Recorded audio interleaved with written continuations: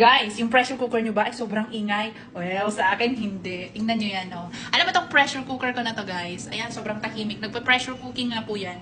Ayan. And ang niluluto ko nga po pala ngayon dito ay rice. At kung nakikita nyo, walang whistle. Opo, hindi yan maingay. Kahit nag-pressure cooking na yan, ganyan lang siya katahimik. O, diba? Kahit anong iluto dito, ganyan lang siya katahimik, guys. Sobrang quiet. Ayan nga po pala yung pinaka-feature ng pressure cooker na to. Ang brand nga pala niya ay Instant Pot. So, dito marami kang pwedeng lulutuin. Pwede dito ang soup broth, meat stew, bean chili, rice. Pwede ka rin dito mag-saute. Pwede ka dito mag-steam, mag-multigrain, poultry. Pwede rin dito ang itlog, yogurt, and slow cook.